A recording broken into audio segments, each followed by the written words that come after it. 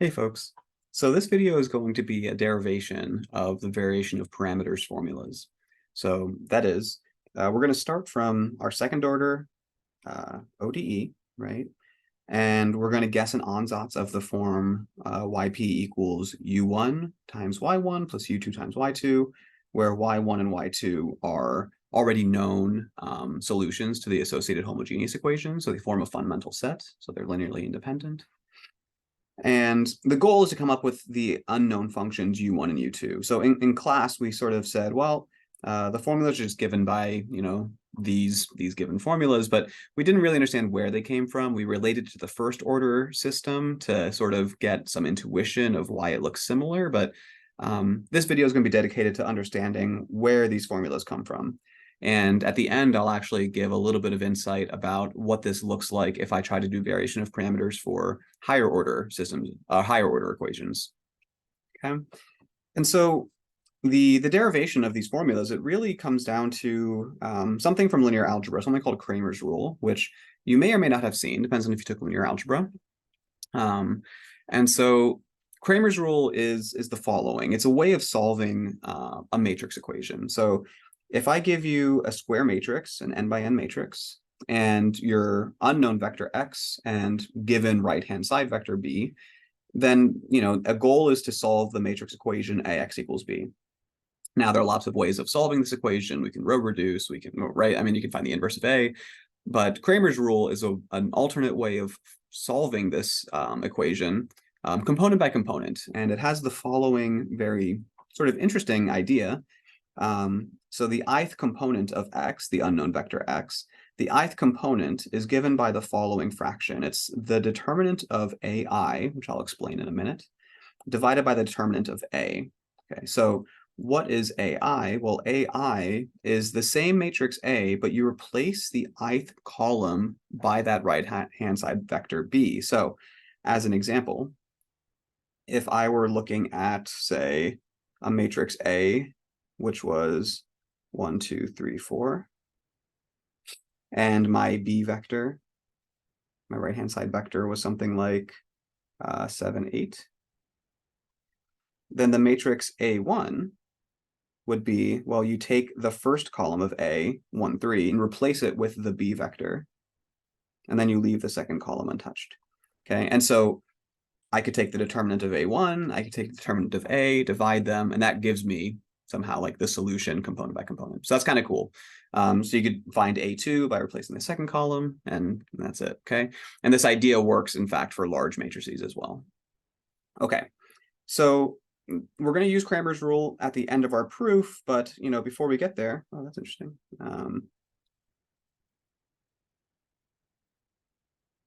So before we get there, let's go ahead and start our derivation. So here's our proof of variation of parameters. So we're going to start by plugging our ansatz in.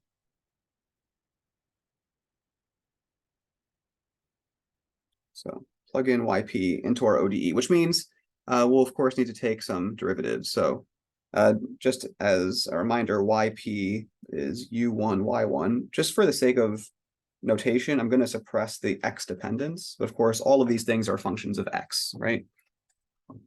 Okay, so yp prime should be, okay, so u1 prime y1 plus u1 y1 prime plus, and then product rule the second thing as well, u2 prime y2 plus u2 y2 prime. And now I'm going to group these together in sort of a funny way. And it won't be immediately obvious to you why I'm doing this, but I'll say a word in a minute about why I'm going to regroup these this way. So I'm just reordering them, my terms. And the first two terms of this expression, I'm actually just going to group together and call this thing E. Okay, so E represents those first two terms.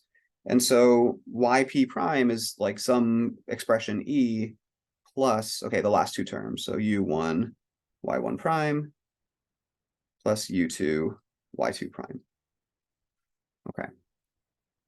And so, and trust that, there's some method to this idea.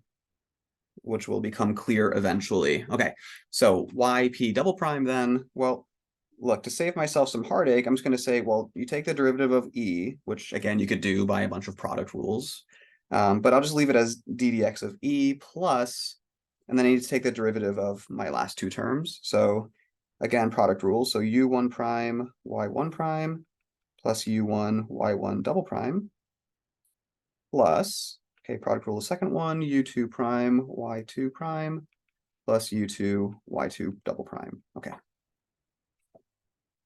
Phew. Okay. So now plugging all this into my ODE, I'm going to have what? So it's yp double prime first. So I'm just going to basically copy and paste the expression I just did. Ooh, actually, you know what? I can literally copy and paste what I just did.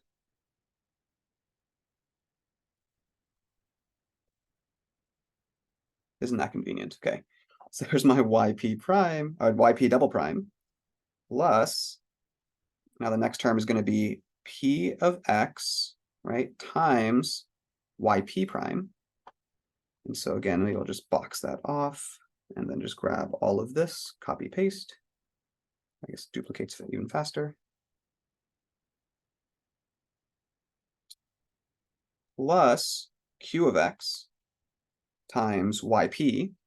Okay. Okay, that one I'll just write fast enough. u1 y1 plus u2 y2. And that whole thing should equal g of x. Okay, so that is my ODE, right? Plugging everything in. Yp double prime plus p y prime plus q y equals g. Okay. So at the moment, this looks like a bit of a mess, but okay, let's do some regrouping. Okay, so here's what I'm going to do. I'm going to, in particular, think about all the terms that I see that have a u1 multiplied by something. So u1 here, and u1 here. And I'm also going to think about the things that have just a u2 by itself. So u2, like that. Okay. And so I'm going to group those things together, and then like everything else I'm going to shove to the front. So let me do a little bit of regrouping here. So now I have the derivative of this e plus, let me just collect all the stuff in that first term. So u1 prime, y1 prime, plus u2 prime, y2 prime.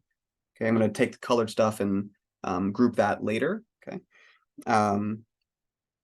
Plus, I'm going to take the p of x times e. So p of x times e. Okay, and then plus, okay, and then the q of x is all, like when I distribute that, okay, I'm going to start grouping this now, okay? So look, all the stuff that has u1, if I put that all together, I have a u1 times all the stuff in green. So what is that? That's y1 double prime plus, let's see, looking here. Now p of x times u1 y1 prime. So pull out the u1, and I'm left with p of x y1 prime plus, and then last term, u1 y1 times q, pull out the u1, I have q of x y1. Okay, and again, all of this is my sort of green terms factored out, okay? And now I'll do the same thing with my pink terms, and I bet you might see I'll get something very similar, u2 times, now it's just y2 double prime plus p of x y2 prime plus q of x y2. And that's all of my pink terms grouped together. Okay, and now everything is set equal to g of x. Okay, so this is just regrouping. And now we use the hypothesis that we started from, which was that, hey, y1 and y2 are assumed to be solutions to the homogeneous equation, which means the stuff highlighted in green equals 0. The stuff highlighted in pink equals 0. And so this is really like one of the key simplifying things that we have, is that a bunch of our terms vanish. Wonderful. And so what I'm left with is d dx of e plus u1 prime y1 prime plus u2 prime y2 prime plus p of x e times e just equals g of x. And now this is much simpler than it used to be, but you still might notice that this is still not that easy to solve, right? I mean, I can't solve this. In particular, I have two unknowns still, u1, u2, and then in this equation, I have like u1 prime, u2 prime. And E, if you think back to what E is, way up here, I said, well, E is this expression, u1 prime y1 plus u2 prime y2. Maybe I'll just copy that down here just to remind us.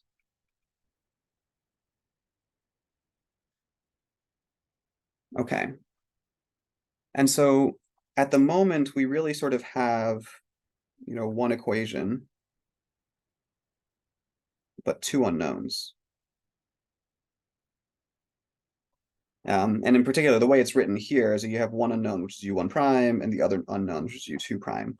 Those are the things I ultimately want to figure out. And so what I need to do is introduce a second equation.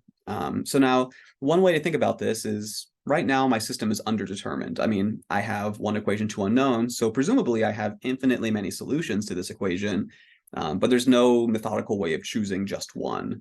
And so if I introduce a second equation, then, well, combining those two equations will help me sort of narrow my search down to a unique single equation or single solution. And so the question is, what's the second equation to introduce? Well, I want to introduce something that makes my life easy. And so when I stare at the equations I have, notice that if I assume a second equation, which is to say, hey, look, if E equals 0, then a bunch of my terms in that first equation vanish, and it becomes so much simpler.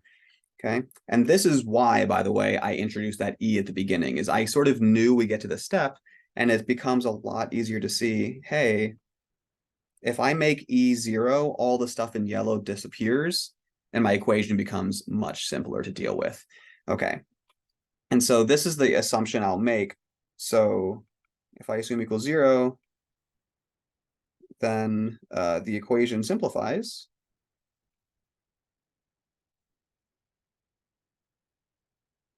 And we get two equations with two unknowns. And now I have a hope of solving.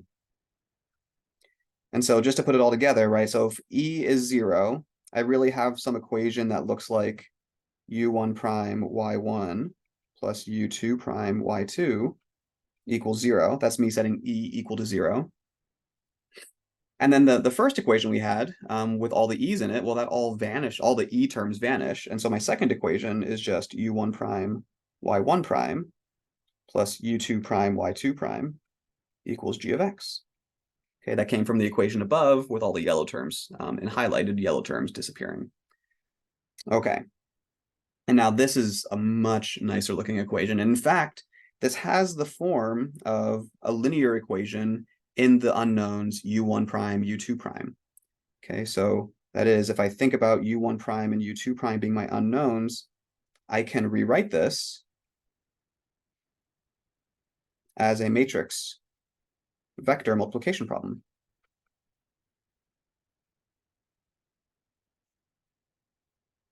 In the following way. So if I call my coefficient matrix y1, y2, y1 prime, y2 prime,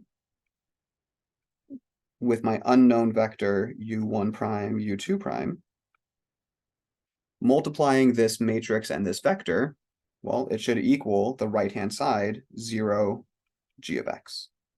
Okay, and you can double check by redoing this multiplication and checking each equation line by line. It's equivalent to the system of equations above. Okay, but now the power of this is I can now apply Cramer's rule.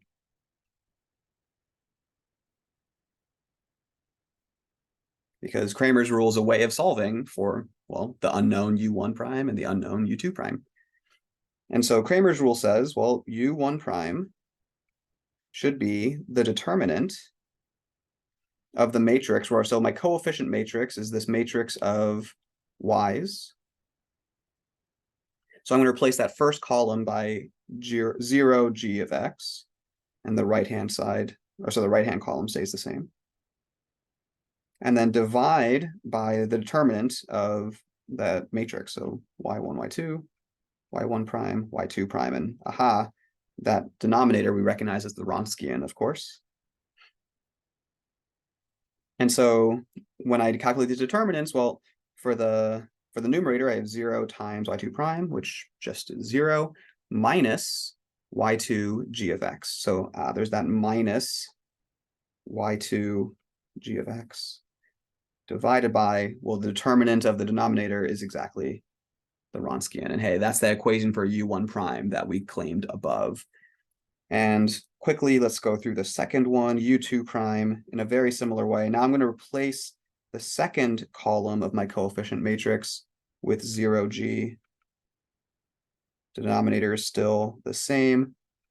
And we can confirm what we get in this case. Well, cross multiplying that numerator to calculate the determinant is y1g minus 0. We get y1 g of x divided by, again, the Wronskian. And there you go. That's where we get that u1 prime and u2 prime equation from. It also, you can see now why we get that minus sign in one but not the other, right? It's really from this application of Cramer's rule when we calculate the determinants, okay? So wonderful. Let me just say a few words about what happens if we do this calculation for higher order equations, okay? So just to sort of quickly summarize what we did here, right? So again, we start with our ansatz, and then by plugging it in and simplifying, we sort of get to a point where we have one equation, but two unknowns. And so we introduced a second equation so that we could have a unique solution again. And the equation we chose was sort of motivated by staring at the equation we had. Of course, like if you didn't know what to choose as E, you have to sit and play with it and regroup things and sort of realize, oh, like if I make this term equal to 0, then everything simplifies out. So, of course, there's some creativity involved in picking that E. But once you do figure out that second equation, the two equations, two unknowns, you can set up as a matrix system and then solve using Cramer's rule. Okay, so let's say a quick word then about what happens with higher order equations.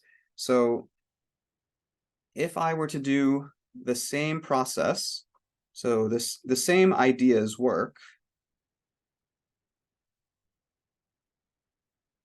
for higher order equations. And rather than go through the derivation, I'll just sort of give you the key highlights of what happens. So you still assume an ansatz now of yp of x is u1 of x, y1 of x, plus u2 of x, y2 of x, plus dot, dot, dot, dot, dot, plus un of x, yn of x. So now, of course, if I have an nth order equation, I need to have n associated functions y1 through yn that solve, that form a fundamental set for the associated homogeneous equation, okay? And so now you do the same thing, you plug in, you have to make, plug in this ansatz into the equation. Now you actually have to make a couple of assumptions about like different equations, but again, they sort of follow similar patterns. And so again, we can obtain a matrix equation. So after doing all those calculations and making those additional assumptions about, in our case, we had E equal to 0. Again, you sort of find the pattern. There's sort of like an obvious thing that you set equal to 0, n obvious things or n minus 1 obvious things, I guess, that you set equal to 0 with obvious in quotations, right? It takes a little bit of work to figure that out.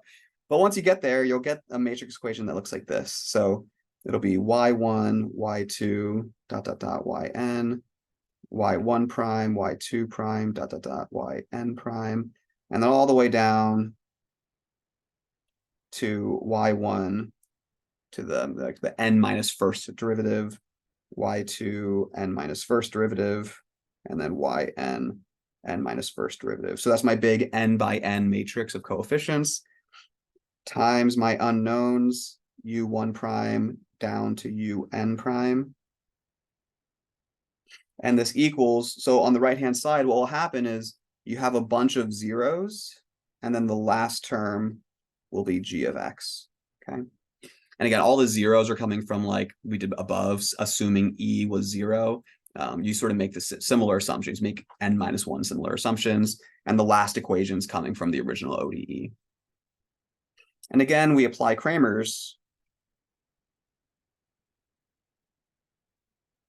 rule, and you will come up with your solution. So the ui term ends up being, well, you take this coefficient matrix. Let me just give this thing a name. I'm going to call this coefficient matrix A, right? And again, you're going to take sort of A sub I determinant divided by the Wronskian. And again, A sub I is just the coefficient matrix A with the ith column replaced by this vector of all zeros with a G at the bottom. And so you can see, I mean, like now the calculations become much more intense. But in principle, you can solve for these determinants and figure out your unknowns UI. Okay, so this process works for arbitrarily higher order equations, which is kind of cool. But yeah, it definitely gets complicated, right? So, all right, I hope this was interesting. I hope you found this helpful to understand where that variation of parameters formula comes from. If you have any questions, definitely let me know.